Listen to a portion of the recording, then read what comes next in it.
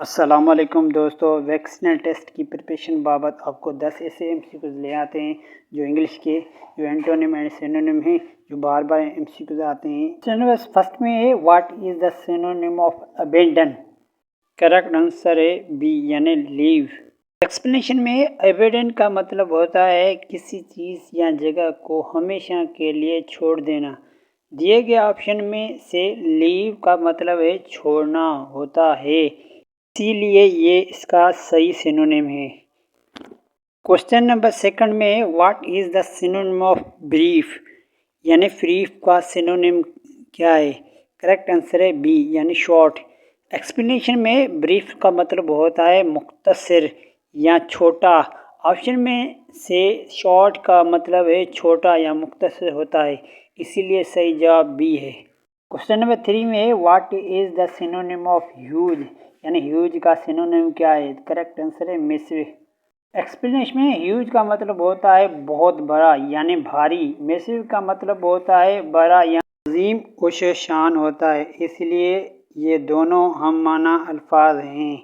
Question number 4 में what is the synonym of error यानी error का सिनोनिम क्या है। करेक्ट आंसर है बी ब्लंडर या मिस्टेक। इंग्लिश में एरर का सीधा सा मतलब होता है गलती। ऑप्शन में दिए गए लफ्ज़ मिस्टेक या ब्लेंडर का मतलब है गलती होता है, इसीलिए सही ऑप्शन बी है। क्वेश्चन नंबर 5 में है what is the synonym of annual यानी एनुअल का सिनोनिम से क्या है। तो करेक्ट आंसर है डी ईयरली।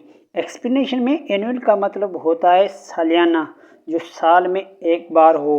ईयरली का मतलब है सालियाना होता है, जैसे हमारे सालियाना इम्तिहानात एनुअल एग्ज़ाम होते हैं, इसलिए ये भी एनुअल है। क्वेश्चन नंबर 6 में what is the antonym of ancient यानी एंशंट का एंटोनिम यानी ज़िद क्या है। तो करेक्ट आंसर है बी यानी मॉडर्न।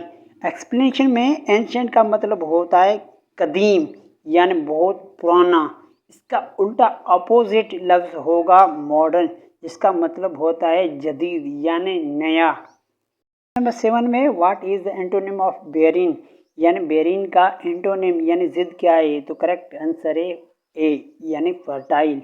एक्सप्लेनेशन में बेरिन उस ज़मीन को कहते हैं जो बंजर हो, जहां फसल ना उग सकता। इसकी मुख्तलिफ यानी एंटोनिम लफ्ज़ फर्टाइल है, जिसका मतलब होता है ज़रख़ेज़ ज़मीन जो आबाद होती है। क्वेश्चन नंबर 8 में what is the antonym of frequent यानी फ्रीक्वेंट का एंटोनिम क्या है। तो करेक्ट आंसर है सी रेयर। एक्सप्लेनेशन में फ्रीक्वेंट का मतलब होता है जो काम अक्सर या बार बार हो। इसका उल्टा लफ्ज़ रेयर होगा, जिसका मतलब होता है कभी कभार यानी नायाब, जो रोज़ ना हो।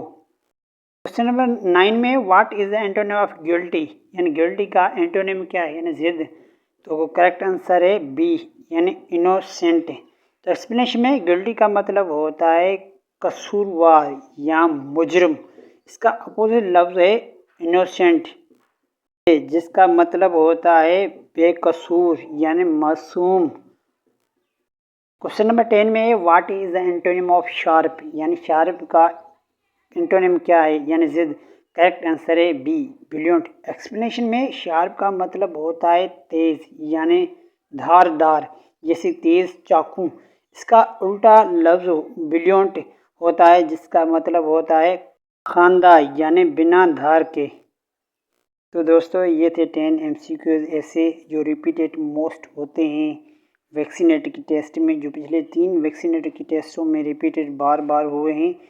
अगर किसी भी दोस्त को वैक्सीनेटर की टेस्ट निकालनी है और उसके लिए तैयारी करनी है, तो हमारे यूट्यूब पर मुकम्मल तैयारी करवाई जाती है। वैक्सीनेटर के लिए फ्री ऑफ कॉस्ट PDF दिया जाता है, तो कमेंट में मैसेज करें, आपको PDF भी देंगे, बिल्कुल फ्री होता है। अगली वीडियो तक अपना ख्याल रखना। अल्लाह हाफिज़।